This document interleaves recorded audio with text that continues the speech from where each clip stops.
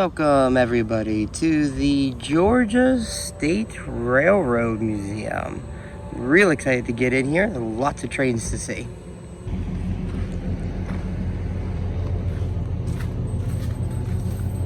Go up the stairway. And he's got a chalkboard. So this is gonna be a little show here. And then we've got hobo signs. Let's see here. We've got jail, you'll be crossed out. Police over here, don't like hobos. Courthouse, man with gun, barking dog. Free telephone, kind-hearted woman. Fake illness here. Help if sick, doctor will care for sick. Catch train here, trolley, railroad, hit the road, this way out, nothing to be gained.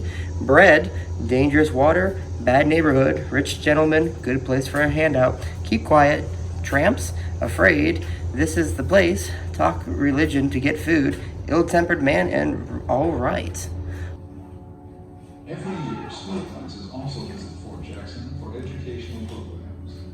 They study the fort's history and learn about the... This one's got like a goat on it. This is the goat train, I guess. Look how big this train is.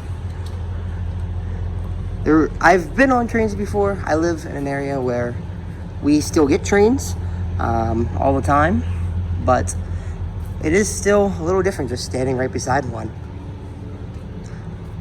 and realizing kind of how big these are. And it's also really cool to see all the innards. You don't usually get to see the innards as they're flying past you at 30 to 40 miles an hour. And hey, it did say do not climb on it, but there is a step here, so I'm going to assume that we are allowed up here. So this is in appreciation to David Wilkinson for supplying and donating this locomotive. And here's the insides.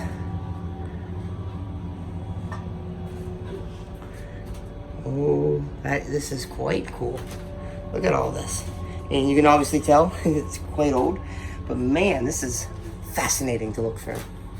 I was mistaken about this. This is apparently supposed to be a mule because this train locomotive is actually called Maud after a old comic way back in the day of an old mule that was called Maud. So that's where it got its name. So one really cool part I haven't really talked about is this building. This building we are in, it's an old actual train parking lot. It's an old actual train station and a roundhouse, that's what they're called. They've got these massive fans, these massive vacuums to take up soot whenever these things get started so they don't get trapped in here. But it is a very cool building. Now, at first glance, these may look like bricks on the ground, but if we get closer, you can see they are actually pieces of wood. And there's actually a broken one over that I'll go show you, but these are actually just pieces of wood that have been laid down in the ground like bricks. I'm gonna assume it has something to do with weight distribution, so that it's a little bit, these little bend. You can see that's a good, I would say it's 2-3 inches deep. Yeah, I'm gonna assume anyway, I'm not 100% sure, but these kind of bow more than normal bricks. Bricks would just crack under weight. That's what my assumption is with that. If you know though, because I don't know the exact reason, if you know a different reason and why they did wood on the ground, make sure you comment down below. So I would love to know, because this is really cool. It makes for a really cool effect on the ground. And like these ones, these might be actual bricks. Yeah, so they're like, they mixed in the wood with the normal bricks here. So I'm very curious to know why they got wooden ones. So make sure you go ahead and comment down below. Tell me why they have wooden bricks on the sides. And I've walked to the next train. Got the 2715 or 2715, don't know. It looks like we actually got a name for this one over here. Savannah and Atlanta. This is the Savannah and Atlanta train. This one looks like maybe it stores the water underneath. I'm not sure. You don't know. I love trains. I've grown up with trains all around me. I don't know too much about trains, so I'm looking to learn a lot here today. Looks like maybe this one, yeah, there's the connection. It's a big old connection. You see these in movies all the time, like in Indiana Jones when they're jumping across these, but you don't quite realize how big they are and how big of a gap there would have been between those train cars. And this is the train, right? This is like the stereotypical, you think of a steam train, this is it. This is like the steampunk train. Let's look at it a little bit closer. You've got all sorts of little cogs and wires and all sorts of things. I'm gonna guess these are the suspensions. Again, with my very limited knowledge on trains, I'm doing my best to kind of figure out. This is the 223 train, this central of Georgia. And this is a coal bed, I'm assuming, right? If my very limited knowledge has taught me anything, I think this is supposed to be a coal bed. I wonder what this does. What's this? Is this for water? I guess that's for water, or maybe oil. Could be oil.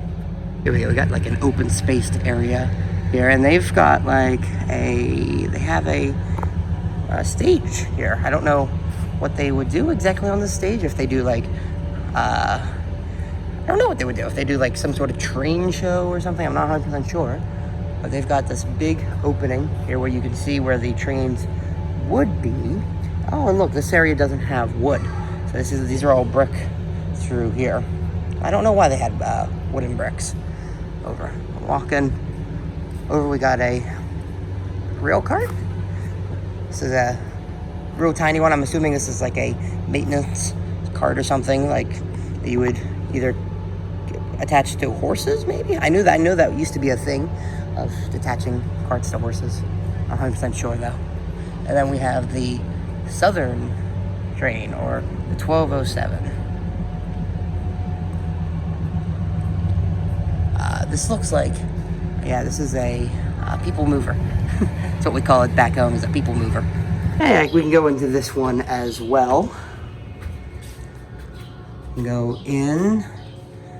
Got a tiny, itty bitty little bathroom here. Definitely be cramped if I tried with a foot pedal to flush the toilet, actually. That's cool. And yeah, these don't look, well, they would have been okay seats. They have probably not the most comfortable in the world, but definitely are nicer seats. And that looks like it was like a little water dispenser there. Walking through, we've got the big bathroom. We had the little bathrooms, now we have the big bathroom. This one doesn't have a toilet anymore though. And then, yeah, more seating up front. Lots of seating. And what's up here at the very, very front? Is it another bathroom? It's another bathroom! Another big one. Going through. This is the ladies. I guess one was late for the ladies, one was for the men. So yeah, very cool. We can't get out this side. We're gonna have to walk back. But yeah, it's really nice that you're able to walk through some of these even without the guided tour. It's really cool that we're able to do that. And oh, there's the signal right there. Get me off. This plaque is talking about the turntable right in the center of the roundhouse. You can see it used to be a manual. Could you imagine it trying to move this thing with a bunch of your buddies in like a crank machine or something? That would be absolutely awful. But then it moved steam power, gas power, eventually went to electric as they extended on both sides throughout it to make it 85 feet long. But this thing apparently is still in use, or at least is still operational today. They put in new rollers in 2003, so at least up till 2003 they used it, and they might still at least use the track today. I don't know if they turn it or not. It would be really cool if they did though, because we do have a train tour coming up here, which is they said about 15 to 20 minutes. So So I'm real excited about that, but it looks like it might be one of those trains over there, if I can point, and it goes the whole way across with those, and you get on those staircases over there. I'm not 100% sure though. We'll have to see in a little bit. So this is a presidential car, I have been told. I don't know which president, but this door is locked. You can't see in this one, but they have another one. Okay, this one is available in guided tours if you want to check this one out. I'm not 100% sure what president this one was, but this is one of the president cars, and I know there's one right beside us that we can look into, so let's go look at that. Here we go. One literally right beside the one we were just looking at. This one though, oh no, I don't know if you're gonna be able to see through the glass, but you can take a look. Let's see if I can get you guys close enough. There we go. You can see a little bit of the inside. See if I can come into this one so you can see maybe a little bit down the hallway. A little bit. But yeah, this is one of the presidential cars. Again, I don't know exactly. Hello. Hey there. I don't know exactly which one it is. It doesn't exactly say, but it is a presidential one. Once again, you can see this one in one of the guided tours. So I'm walking by one of the presidential ones. This is one of the presidential bunkers, but we got one of the trains. It does say do not climb, but you can see in. It says nothing about me sticking my arm in here. You can see into one of the massive cargo parts, I'm going to assume. Since they would put a bunch of cargo in there. Well, that's what 90% of trains were for. But this was number 493, Central of Georgia, U.S. Mail Railway Post Service. Okay, so this was a mail one. Oh, look at that! Got like a little letterbox here. I wonder if this is open. Yeah, so you could just dump your mail right into the train, huh? Instead of a mailbox. That would be cool. And then this is for the presidential one again. Again, there's a staircase that allows us up and in a little bit. Again, door is closed, but you can see into the back of it, and I assume that looks like maybe a bathroom over there. I know. Hey, they got a little door outside over here. Go take a sneak peek for here. We got like a we have I don't know what this is because it's attached to a giant tub. I'm gonna assume maybe a water pump to maybe refill trains. Not 100% sure. Doesn't have any signs. Now, that's one thing I will say. There's not a lot of signs explaining what you're looking at this one. Well, let's go check out the rest of this. There are still more trains out that way, so we will go explore here in a second. There's an entire back area that we can still explore. So this is the workers' garden.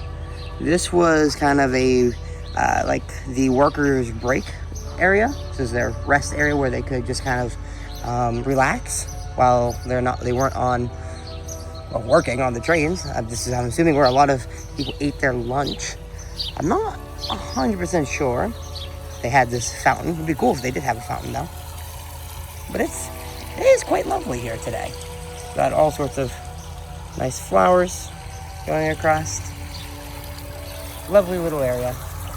Not exactly a big area for, I'm assuming, how many people would have been here. But that's where we're heading into next. This is the master workshop, but they also have kind of renovated this room. I'm gonna guess this is the one like office, but they renovated this room to be a kids area. So if you have little kids, this is definitely a kid-friendly place. If you want to bring, if you have children, you can definitely bring them here. And they will, I'm sure, have fun in here, but there's also been a lot of kids just walking through the trains because what kid doesn't like trains? And the rest of this building is used to show you the steam technology and how they work. I'm assuming all these benches are here because on the guided tour, I'm assuming they do some sort of a demonstration of how the steam engine works, because this is explaining all about the steam engine and how the different mechanics of it move to make it function. So we have steam cars and we have all of our trains today. And they were talking about how the turntable was manually operated at 50 feet. Well, if these are the size trains we're talking about, that's a little better than the massive trains we were looking at before. If this was at manual, this would be a little bit easier to turn on one of those turntables. It's a really nice piece though. It looks like they've done some restoration on it. Either that or it's not an original piece, but it is quite pretty. This is kind of, I'm assuming, what it would look like when they were using it, except I'm assuming also covered in soot. But it looks really nice. Oh, there it is, the Smith and Porter. Stationary and portable steam engines. So this is the illustration from 1858 of, well, this is one identical to the one on display. Yeah, so this is almost what they would have had there back in 1858 here in Savannah. Oh my goodness. Look at that steam, oh geez, why can't I think of them? We have these all over why can't I think of the name of it? Oh no! Chimney. There we go. It's a chimney. Woo! Why couldn't my brain think of that? We have tons of these back home again, but this one's kind of interesting. It has a bunch of metal, it's like a bunch of metal rings wrapped around it. I don't think the ones we have back home have those metal rings. I'm gonna assume maybe this one's a little bit of an earlier model, so they needed those metal rings to help deal with it. Either that or this was possibly made part of a blast furnace, and whenever it got shot up, they needed that extra support.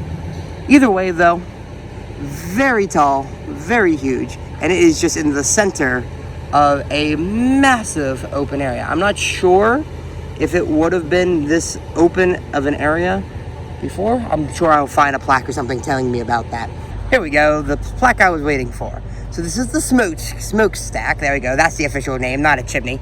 The smokestack, and it served for dual purposes. Underground flues connected the stack to the boiler room in the blacksmith shop. Okay, so it was the system operated on the Bernoulli principle. I hope I pronounced that right. And the height of the stack enabled wind and pressure to create a vacuum and draw smoke through the tunnels and out of the buildings. So it acted as a ventilation system. And then the hot air created by the boiler expanded and rose, contributing to this effect. This also brought fresh air into the boiler, creating a hotter fire. The stack contained a large water reservoir behind the iron panels that held water needed by the shops. The base of the stack housed 16 privies and changing for workers. Wow. So this was quite the multitasker. They used every aspect of it. It is 125 feet tall, 14-foot tall water tanks in it with 16 privies and held 40,000 gallons of water. So tons and tons and tons. And this is about the planter shed. I don't know. Maybe that's the planter shed? Maybe. I think that might be the planter shed. I don't know, but this is the building we're going into next. So let's head on in there. But first, we got to go into the chimney. This is cool. We have oh, it's tight in here. This was not meant for a big person. Oh, you can see down below. And I'm going to let you guys see up above. The whole way up there. Yeah, very tight, very narrow spaceway. But really cool that they allow you to go in and see. And now I think that was telling me I got to go because our train tour happens to be at 10 o'clock. So I got to go do that, and then we will go into this building and see what's up. They are, look at them. They're turning the turntable. Oh, I was hoping they were going to do that. Glad I got over here in time. We just hit the tail end of it. The train tour doesn't take you far, only really visiting one stop. However, this tour is still about 20 minutes of constant history facts. Our tour guide was very knowledgeable on the railroad and was a blast to listen to. So if you come, make sure you hit your tour. We just got back from the tour. We are here Back again at the blacksmith shop.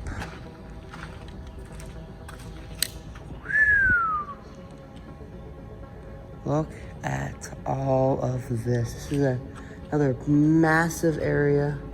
Got tons and tons of benches over on that side. And look at this. This looks like a hammer. Yeah, a fairly modern day looking hammer. It's a high frame hammer, yeah. Yeah, it's called a drop hammer and it's steam powered. Whoa. This is a steam powered hammer. Now that looks pretty, like a pretty modern one. They have not changed too much. Then the blacksmith's tools. They had to make their tools as well, so they had to make their own tools. There was all sorts of them there. Then they made this hammer then too, as well. And I also heard there was over 13 coal forges in here. So that would have been super duper hot. Between this heat, as the fan of heat, and 13 coal forges, plus all the steam engines from the everything going on with the trains and whatnot, this would be super duper hot in here. But I will say the warehouse itself is actually quite nice. And you get a lot of natural light in here. You did a very good job designing it. There's a lathe and I assume a drill. Quick work. I'm not 100% sure on that one. Going through. We have a drill press. See, now that looks super duper modern. Well, not super duper modern, but that looks like a modern drill press. And then the Buffalo Complete Woodworker and a metal planer. That's a metal planer from the 19th century, late 19th century. This one would have also been from the late 19th century, and that is from the 1870. Oh my. Again, those look like something you could see in a more modern day or workshop. And then just, they've got storage over here. No, very fascinating. And how this all is, I mean, I would love to have seen it when people were working in here. But even exploring it afterwards, it's really cool. So this is the boiler room. Going through, I mean, again, you could only imagine how hot this would be. This absolutely massive room for boiling. And I don't think, they do have that tub there, but I don't think that would have been it. This looks like it may have been a lot bigger of a tank going through. But I could not imagine how hot it would be in here.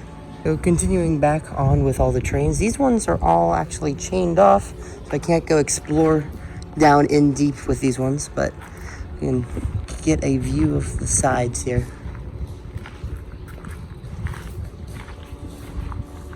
And now that this one's out, you can see back in there. They do still work on these trains. They work in the paint shop, actually, that we saw on the tour. That's where they work on them. And this is the actual entrance to the back. I went through like a little back way. This is the actual entrance to the back, halfway through. And that is actually going to finish up our tour of the Railroad Museum. So if you like this video, make sure you like and subscribe. It really helps me out. So tell me if you want to see more of these, more train videos, because there are, like I said, we live in an area with tons and tons of different trains. So with that, maybe see you guys all next time. See ya.